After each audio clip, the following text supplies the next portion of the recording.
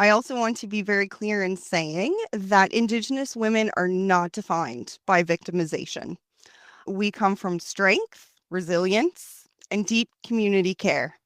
Reconnection to our culture, language, ceremony, and identity can be life-changing.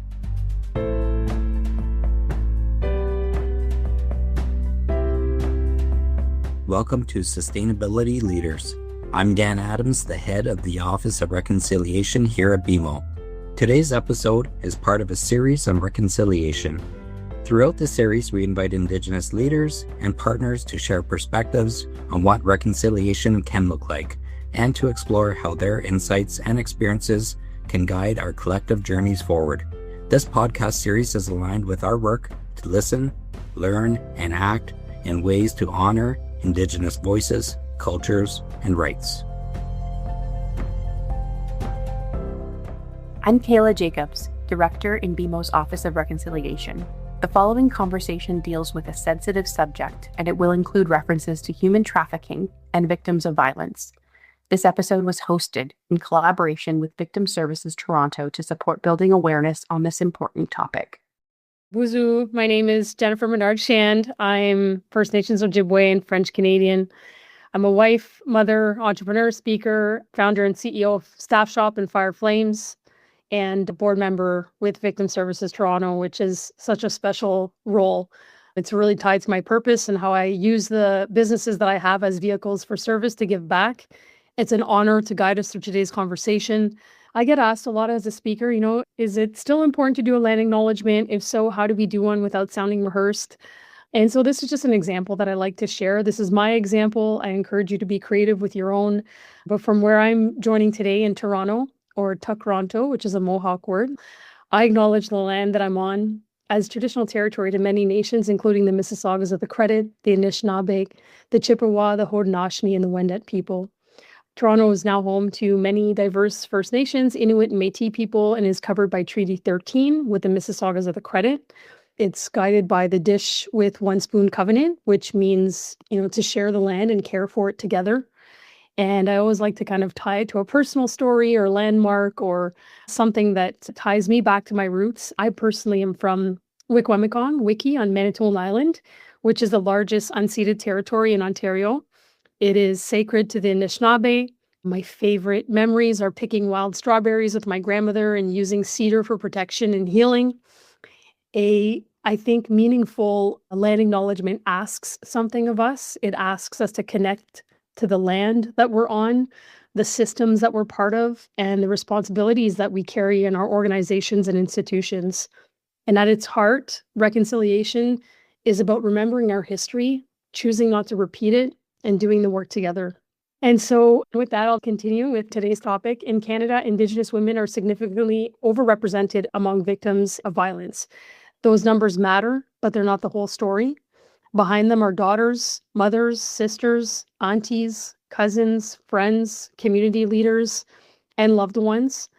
Behind them are families carrying grief, communities carrying resilience, and survivors navigating systems that have too often failed to see, believe, or support them. So today's conversation asks us to look at something that often remains hidden, the financial dimension of trafficking and exploitation. Traffickers and exploiters can misuse financial systems as tools of control. Fraudulent accounts may be opened. Loans and credit cards may be taken out in survivors' names. Coerced debt can follow someone after the exploitation has ended, creating barriers to housing, employment, stability, safety, and rebuilding. So that is one of the reasons Victim Services Toronto is leading this conversation today. VST is a charitable organization that provides immediate, personalized support and advocacy to anyone in Toronto impacted by crime or sudden tragedy, 24 hours a day, 365 days a year. So within that work, VST operates Reclaim, an initiative supporting survivors of human trafficking across Canada by helping address fraudulently incurred and coerced debt through collaboration with creditors and financial institutions, including BMO. To date, more than $2 million in coerced and fraudulent debt has been cleared through Reclaim. That is not an abstraction. That is real barriers removed from real people's lives. So today we're here to learn from frontline community and institutional perspectives, and we're here to consider what meaningful actions look like What we're going to do now is connect those lived realities to the financial dimension of exploitation and to the practical role that institutions and community partners can play in that journey. So I'm honored to welcome our panelists. We are joined today by three people who work at the intersection of these issues every day, each from a distinct but connected vantage point. Gursharan Singh is the operations lead, financial recovery at Victim Services Toronto. In her role, she's on the front lines of the Reclaim program, supporting survivors of trafficking across Canada to address fraudulently incurred debt through collaboration with financial institutions, including BMO. And then we have Rosa Capetti, is the AMLRO and Director of AML Governance for Canadian Personal and Business Banking at BMO. And she has been an important leader in BMO's partnership with Reclaim and other related initiatives within BMO that we'll hear about today. And Krista Fennessy is a cultural support navigator in the Violence Prevention and Human Trafficking Program at the Mi'kmaq Native Friendship Center in Kajiptuk, Halifax, where she works with urban Indigenous women who have experienced violence and exploitation, offering support that is trauma-informed and grounded in cultural practices. Krista, I want to start with you. The question of why Indigenous women are so disproportionately represented in these situations is not just a statistic, it has roots. Can you help ground us in that context before we move into the financial dimension specifically? Absolutely. So when we ask ourselves why Indigenous women are overrepresented in exploitation, traffic violence, it's important that we're honest about that answer. And it is often because systems were designed in ways that created vulnerabilities and then blamed the people that were harmed by it. It has all created conditions where many families continue to carry intergenerational trauma. When we are disconnected from culture, community, and support systems, but I also want to be very clear in saying that Indigenous women are not defined by victimization. We come from strength, resilience, and deep community care. Reconnection to our culture, language, ceremony, and identity can be life-changing. Thank you, Krista. It's a great answer. Now moving to Gersharon. For people who are newer to this issue, when we talk about financial coercion or coerced debt in the context of trafficking, what does that actually look like in survivors' lives? What kinds of financial harm are survivors carrying, and what do people often misunderstand about this part of trafficking? I think it's important to start with that, when we're talking about human trafficking survivors, they've been doing just that while they were being exploited, surviving. Traffickers are very sophisticated and strategic at exploiting the vulnerabilities in survivors. So those vulnerabilities can present materially. It could be vulnerability and emotional vulnerability, like looking for love and belonging. But within that very complex control, there could be requests to do things like open a bank account or commit bank fraud, hand over a credit card, hand over all income. It could look like misrepresenting benefits and taxes that have long-standing effects for survivors. I think what's important to understand is that it appears as though the survivor did this willingly. It's in their name. In supporting survivors, it's a very common thing to hear. How are you going to prove that this wasn't me? I signed that. I was the one that went to the ATM. And I think the thing to understand is that complex control is facilitated and is empowered by just that need to belong, and that could be just the tip of it. We're talking about people who are doing all they can to keep themselves safe. And I think it's important to understand that, while on the outside and as financial institutions and service providers, we may see that it would be common knowledge or common understanding not to sign a paper or not to commit certain frauds. But I think it's very important to understand that, people are surviving, survivors were surviving. And that part of the financial component and the financial fallout is from survival. And I think that's the key takeaway in that regard. Thank you. And Rosa, from your perspective inside a financial institution and through BMO's partnership with Reclaim, what has stood out to you most about the realities survivors are carrying financially? Thank you, Jennifer. Very good question. And thank you for having me amongst these very distinguished panelists, Sharon, Krista, and Jennifer, for everything that you do. It's an honor for me to be here and to be discussing this very important topic with you. I think what stands out for me is that for survivors, this isn't about money challenges. It's about being used as a control mechanism. We'll see things like debts that are impossible to pay off, wages being taken, or someone being pushed to open accounts or take on credit products that they really don't understand or even control. We see identity misuse. We see accounts being opened in their name, transactions they didn't authorize, and then fees and overdrafts that just pile on and make the situation feel even more trapped. Sometimes it's as simple as not having access to your own card or online banking access, or being coached on what to say when you come into a branch. So the financial story can look inconsistent, but that's often because someone else has been steering their decisions, their every move. And that's exactly why partnerships like BMO and Reclaim matter. It gives us a way to bring those cases forward safely, to help learn and understand the context, and then work with the survivor towards the best path forward for them. It's not just about stopping the harm, but also helping them start rebuilding their financial journey. Thank you. That's so important. Amazing work. Going back over to you, Krista, from your work supporting Indigenous women and community, how do you see financial control and economic harm showing up? Are there particular dimensions or barriers that are especially important for this audience to understand? Absolutely. So, financial coercion is one of the strongest tools of control because it limits choices and creates dependence. So, as we were just kind of discussing, the debt is often manufactured by someone else, although the person being exploited, their names are on the paper. It can look like someone taking their paycheck, controlling benefits, as we kind of chatted, opening accounts in their names. So for Indigenous women, I would say barriers are compounded by poverty, lack of affordable housing, of course, racism, child welfare fears, even something like transportation. These can all be barriers. They can all be vulnerabilities that traffickers will exploit. A lot of times as well, women have distrust of many of these systems. So there are definitely many barriers.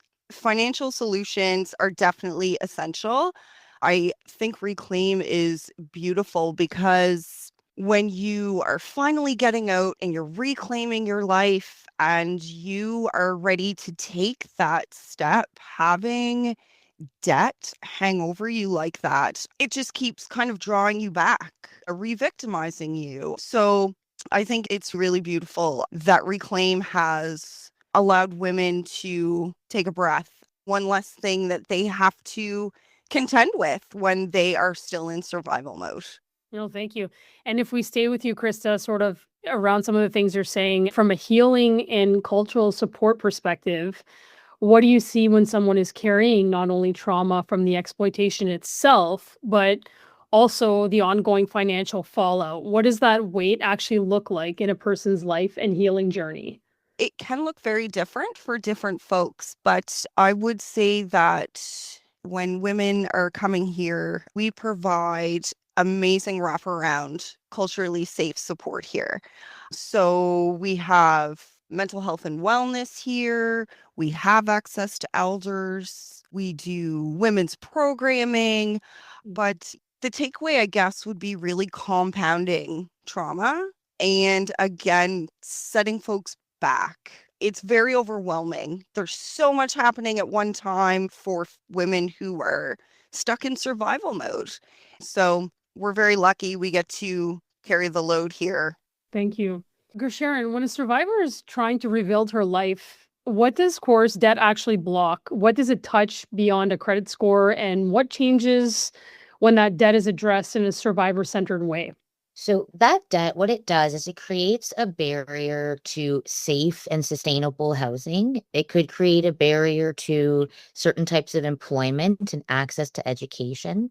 All three of those are functions of, from a rehabilitative standpoint, accessing these very material needs in a safe way is a huge part of supporting a survivor through their journey. What it does is it could prolong dependency and control with the trafficker. So, I once read a post from one of our service provider partners that said, we talk about human trafficking survivors' needs being complex, but maybe complex is not necessarily a term that captures the real challenges. What happens is there are many needs that happen all at once. And I think what folks need to understand is that when there's material barriers, such as the ones that I just mentioned, it increases the risk of revictimization. Now, when that debt is resolved in a trauma-informed way, what it does is it creates doors for safeties for survivors. And the survivor has then, if they've gone through this process, they've encountered systems with the takeaway that people believed them. And from them not having to share their story, from them not having to share details that, we see in the news that may be sensationalized, we ask very targeted questions. And I think when we see the positive result of a debt being removed, what the message that it also sends across is that systems believe that what was done to them was wrong. And they stand behind it enough to remove a material debt. And while, again, Rosa said, it's just, we're looking at the dollars. We've heard in feedback loops from survivors who have gone through Reclaim that having a debt removed through the program enhanced their hope for the future. It helped to build trust in institutions. But when you add the trauma that comes from trafficking alongside, there needs to be some type of container where we can facilitate safe conversations so that survivors can encounter these systems and learn along the way. The hope is that they're able to encounter these systems and navigate them on their own. But, Reclaim is an example of us walking alongside. And I think, in collaboration with folks like Rosa, we've heard from survivors that, it's been very impactful, not just from the dollar amount, but from them to be able to, stand on their own and encountering these systems as well. Thank you. And Rosa, over to you. What has BMO learned about why this issue requires something different from a standard compliance or customer service response? So having been a banker with BMO or a BMO employee for a very long time who's worked in the call centers, credit, cards, application, lending, and now in my current and long-term job, regulatory compliance, I've learned that you can't treat this like a standard complaint or a typical collection file or fraud file and expect it to land well, because the financial impact can follow survivors for years. It's rarely one clean issue. It's often a mix of accounts misuse, credit products that they didn't really truly control, collection activity, and then the credit bureau impacts that ripple into access to things that we take for granted: credit cards, mortgages, car loans, bank accounts, personal loans. And on top of that, the process itself can be harmful if we're not careful. Repeated retelling or receiving calls and letters can be re-triggering. So our approach has to look different. I try to follow a trauma-informed path where we try to meet the client where they are. We keep things as private and as low friction as we can, and we coordinate internally so that client or survivor is not navigating the bank on their own. Practically, that can include helping a survivor to reestablish safe access to banking, working through their identification challenges, and where appropriate and supported by reviews, addressing their balances that were created through exploitation, including relief measures like writing off debt or no-fee bank accounts. And I think we also know that the recovery isn't just the account in front of us, it's the downstream records. So we know we work to clean up the credit bureau reports so that survivors have a real starting point on their journey of financial recovery. And having been doing this for a few years now and working with Reclaim and other agencies, it is very impactful. I've seen that, and I'm honored to be a part of that journey of recovery. That's great. Thank you.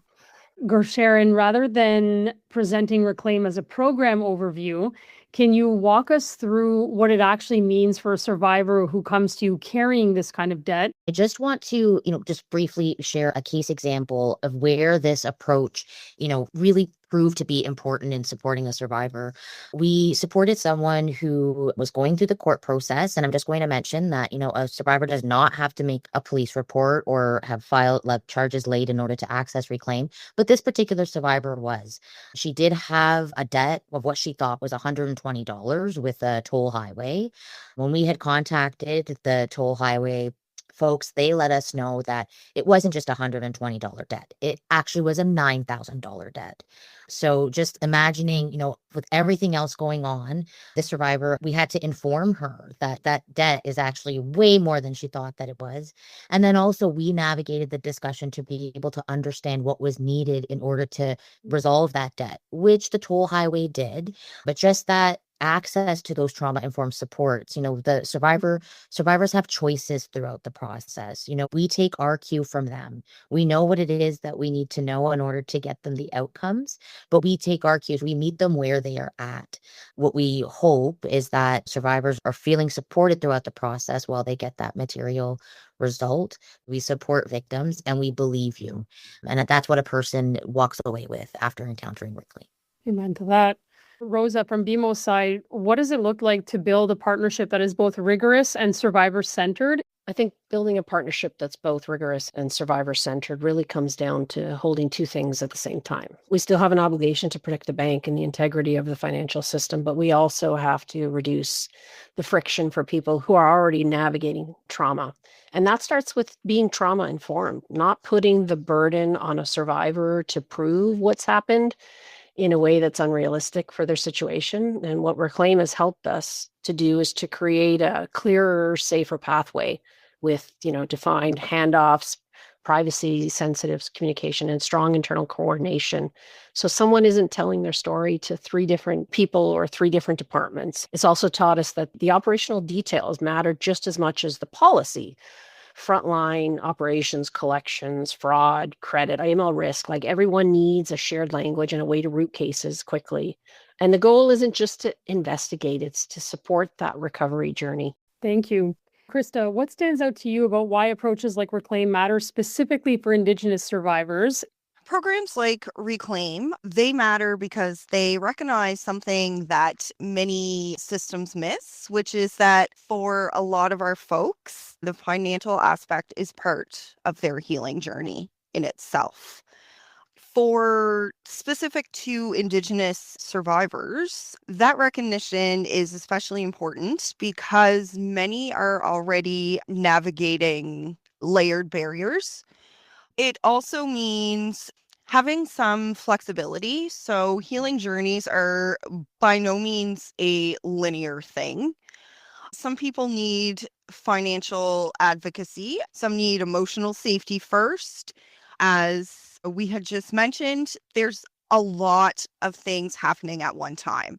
So I think being collaborative really is the biggest thing there for sure in being strong. Thank you. Sharon, from your perspective, working directly with survivors, what does a genuinely survivor-centered response actually feel like to someone on the receiving end of it? So as Krista mentioned, trust is slow to build. And something to understand is survivors are experts at understanding risks in their environment. They've had to be to get to the point where they're dealing with Reclaim. A survivor-centered response is non-judgmental. It's informed. So, understanding the dynamics of human trafficking and, the ways that it can present financially. And I think, if we were to take a look at how that could present in a banking situation, it can look like confusion. It can look like emotional dysregulation. It could be complete disengagement. But I think think understanding the dynamics of what this person has survived can help to re-engage survivors, and understanding that, just as dynamic as the needs are, the supports are just as multifaceted. So I think that baseline understanding of what they've experienced, and that from a position of non-judgment while being informed of all the ways that this trauma can present, I think that is the key to support. And I think that's what survivors who have gone through the program would also tell you. Appreciate that. I'd like to ask each of you for one thought to leave with the room, one shift, however small, that you believe would make a meaningful difference for survivors. So Krista, Sharon, Rosa, just one thought. Krista, you first. Survivors should not have to heal around barriers we have the power to remove. Survivors are to be believed and heard. One small shift with everyone, if it's when something feels off, assume that there may be a financial footprint of harm and respond with care, privacy, and patience. The difference we make is turning that instinct into action and routing it through the right channels, bringing in the right teams and early, and giving the client a clear path forward. Thank you. I'll now hand it to Carly Kalish, CEO of VST, to help us close with the hope in this work and what each of us can do from here. Thank you, Jennifer, for your leadership today and every day. Victim Services Toronto provides immediate, personalized, survivor-led support and advocacy for anyone in Toronto impacted by crime or sudden tragedy, 24 hours a day, every single day. And our vision is a safe, resilient, and cared-for community. And our promise is simple: no victim alone. I've had the privilege of working alongside survivors for a long time, and I know that hope is not just a feeling, it's a practice. It's what happens when people keep showing up, even when it's uncomfortable, even when it's hard, even when systems feel immovable. This is how change moves, one person at a time. Thank you to BMO's Office of Reconciliation for making space for this and for inviting Victim Services Toronto to be a part of it.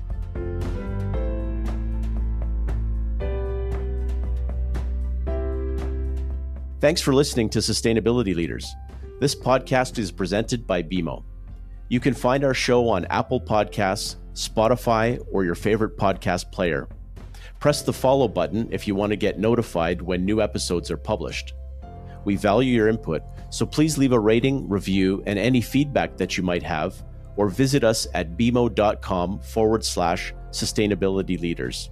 Our show and resources are produced with support from BMO's marketing team and Puddle Creative. The views expressed here are those of the participants and not those of Bank of Montreal, its affiliates, or subsidiaries. For BMO disclosures, please visit bmocm.com/podcast/disclaimer.